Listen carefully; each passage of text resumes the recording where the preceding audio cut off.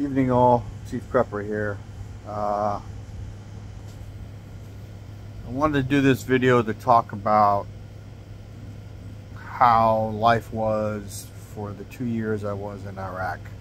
I was on Gray Man's Live tonight in the comment section talking about some stuff, and people need to understand that in a grid down, real live, months long, possibly years long, shit hits the fan event, you're literally going to have to walk everywhere at some point. And Gray Man pointed out, if you have a vehicle that's working and running and driving and has gas, you will be a target. Everyone will see you if you drive it down the road. But the first year I was in Iraq, the first month we were in Samara after driving from Kuwait all the way up. That's just northeast of Baghdad. And we were there for like a month. And in that, for those 30 days, I literally lived and worked within about a 150-yard area. And I didn't go anywhere I didn't have to go. So we only got like 2 rocket attacks there, I think. I slept through the first one because of all the hours and work we were doing. So in those first year, I learned how to do laundry and a bucket that I brought with me. I brought 2 washboards and a wringer. I actually brought 2 buckets. And then what caused that was one of my soldiers, the National Guard Reserve unit, lost 2 bags of his laundry. So he went from 6 sets of uniforms, probably, I think my NCYC said they'll tell you to bring 14 sets of underwear and socks. He said to bring 21. He said to bring 3 weeks worth. So, and that's what I told all my soldiers to do, and I made sure my NCYC had them all do that, which is my second in command.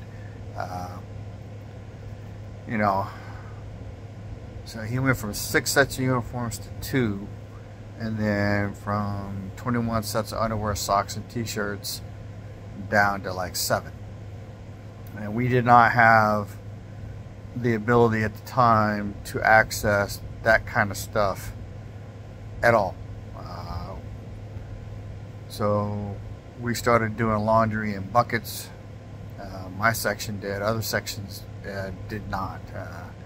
But my whole platoon, we were hanging socks and clothes. And just so you know, when it's cold outside and it's got heavy moisture, it takes a long time for clothes to dry, even with a wringer. So you know, you do a week's worth of laundry, which, you know, we could take a shower every day if you wanted to. I only took a shower every 3 days just because I was so busy, because it was a long walk and you had to carry a bag, you had to carry your weapon, you know, take a shower, and then other problems. But anyway, bag of laundry is normally at least 1 set of uniform, sometimes 2, at least, you know, 7 days of underwear, socks, and t-shirts. You know, that's 2 hours of washing with a washboard or a plunger, and then wringing it out, and then sometimes 3 or 4 days for it to dry. So you need to understand that if we have something really bad happen here in the US, that doing laundry is going to be a huge chore. You know, cooking is going to be a huge chore. And that's even if you have all the stuff like I do. You know,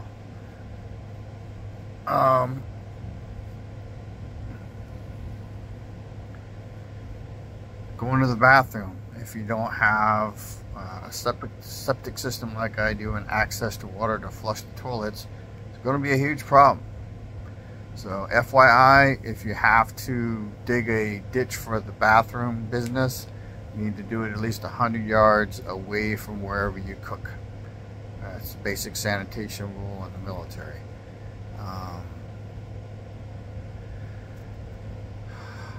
Gray Man was talking about the number of people in his mag, and You know, they got this thing called the Line being built in Saudi Arabia right now, where it's going to have all these people living in this really high-rise building that's really long. And you have to ask yourself, where are they going to get the food for those people? And where are they going to put the human waste?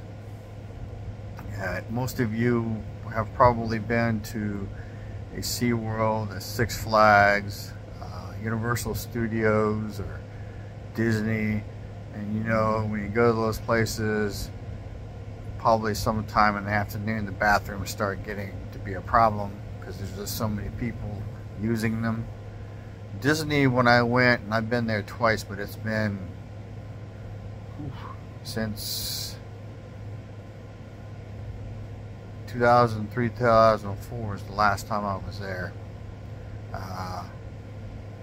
So just understand that the larger your group of people is, the harder it will be to hide your presence, because there will be a smell from wherever you guys go to the bathroom. And if you're somewhere where you don't have a septic tank, make sure you invest in fencing, steel poles, at least 2 inches in diameter. You can pound them in the ground at an angle at a designated spot. And you can pee into the tube, and then your urine will disperse into the ground naturally.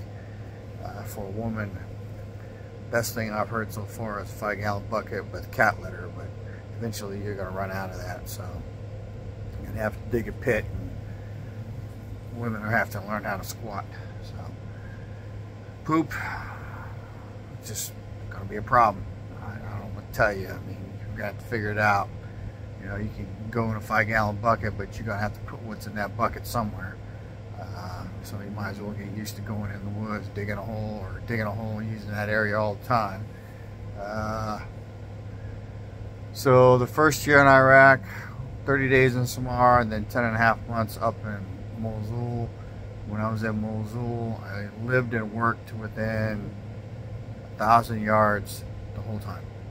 The only time I left that area was when I was a mission commander for going outside the wire on convoys, and I never wanted to go. That's the only time I went. I didn't go on no joy rides. When they say, you want to go? I'm like, nope.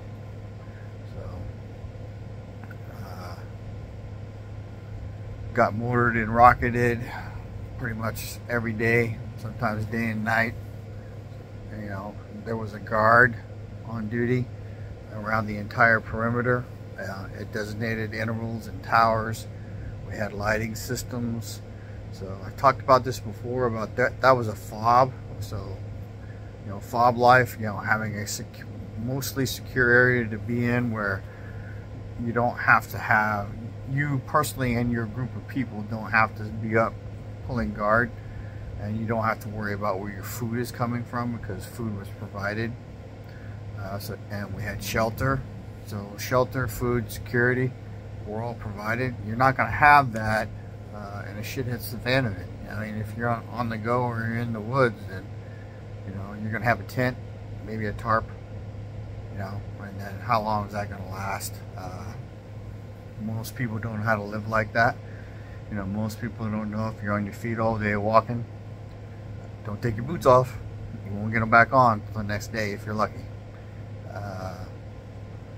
And then you need 2 sets of boots. You need to alternate them every other day. So laundry, cooking is going to be a problem. Bathroom, sanitation, taking a shower. You know, there's nothing easy about all that. And then mentally it wears on you when you see the same shit every day.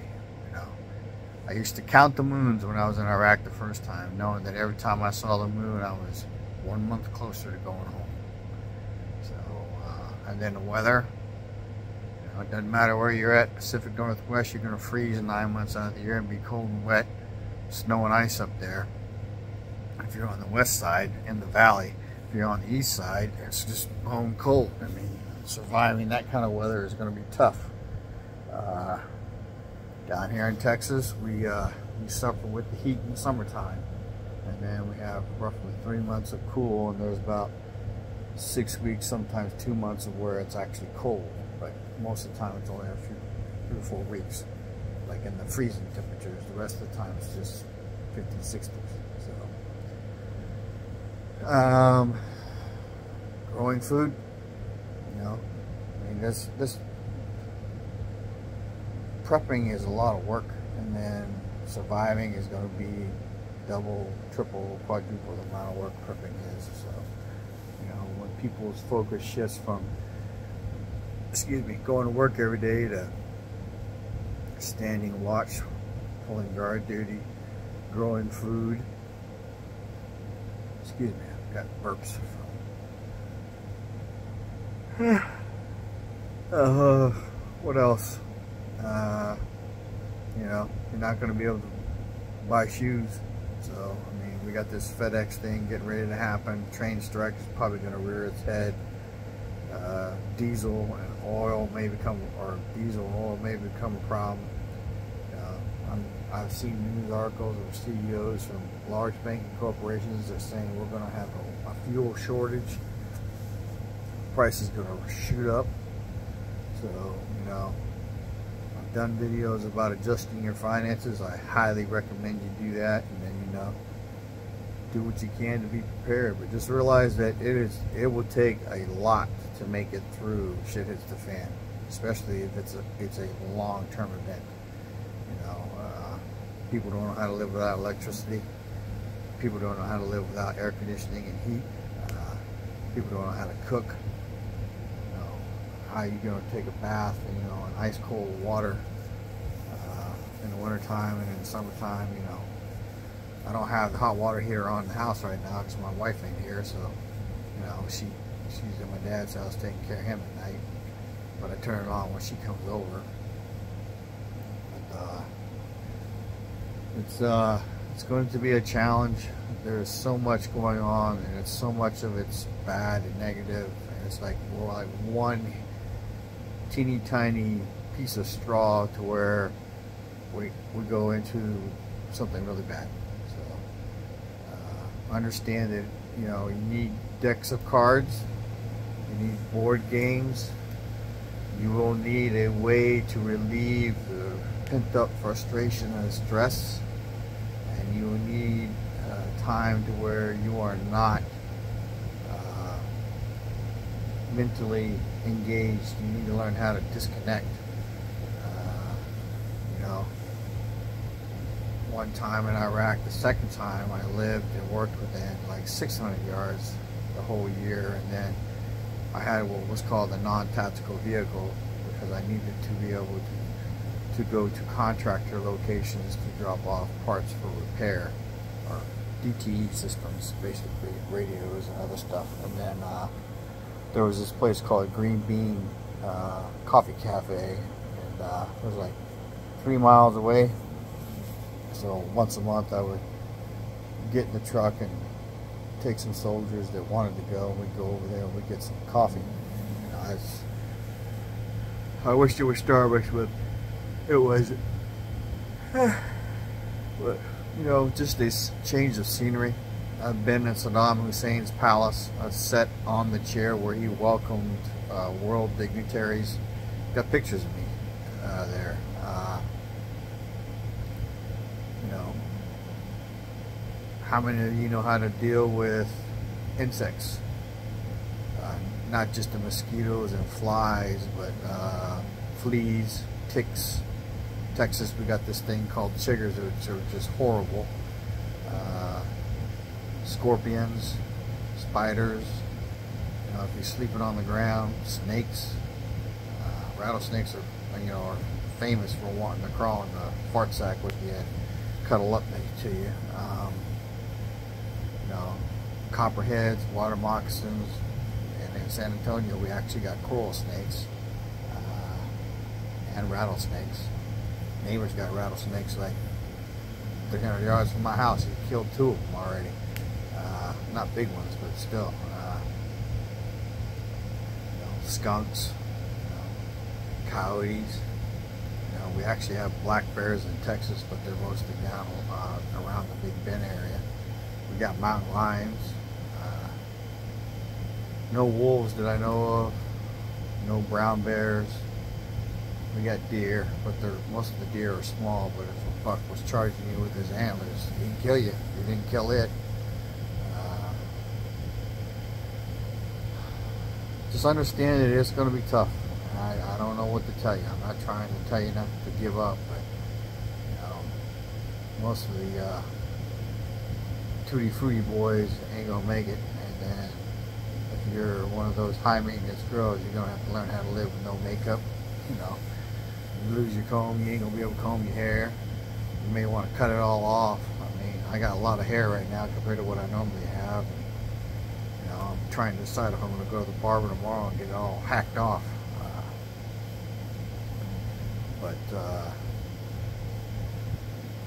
Yeah, you know, and then there's all the medical issues. You know, you get a little scrape, get an infection, it goes from being a little infection to being something really bad. Don't have any antibiotics, you're gonna die. You know, if you don't know how to split wood, don't know how to start fires, you don't have to cook over a fire, you don't have the cookware for that because you can't use that Teflon shit over a direct frying. Do you have metal cookware? Do you have a grill? Do you have a rocket stove? Do you have a wood burning fireplace? Stay warm in the winter, cook over. You know, there's all kinds of things you got to think about. So, do you have a slingshot to shoot small game like a rabbit or something, or do you have a bow and arrow for when you run out of bullets? You have, you know, have you stacked like 100 arrows with broadheads to hunt with? Just understand it ain't gonna be easy.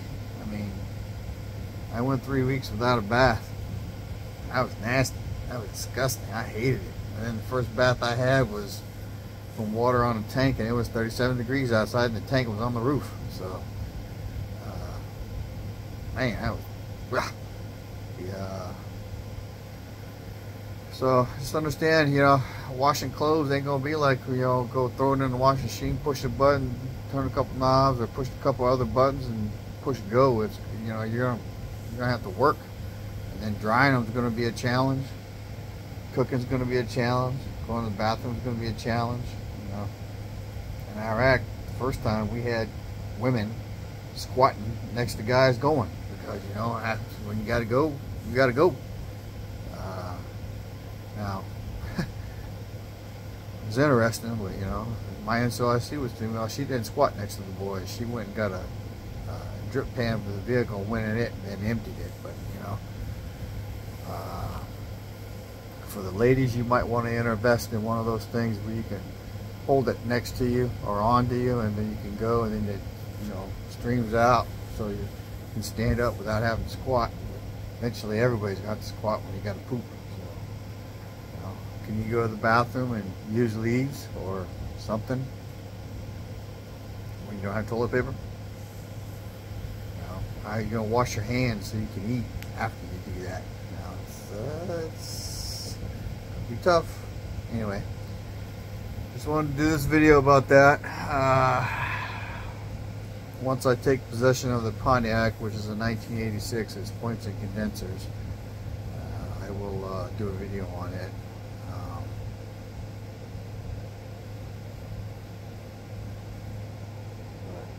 Yeah, I wrote in the comments 80s or old, 1980 or older, old Ford Bronco, old Chevy K5 Blazer, or the Dodge. I don't know what the Dodge is called, but basically you want something with points and condensers. It will get bad gas mileage, but it will run, and then learn how to work on it. Those are supposed to run post EMP, a nuclear event. Along, even if you're in an EMP footprint, if you're in a nuclear footprint, it may not work because it gets blown over or whatever. But anyway, Chief Prepper, y'all have a good night. Out.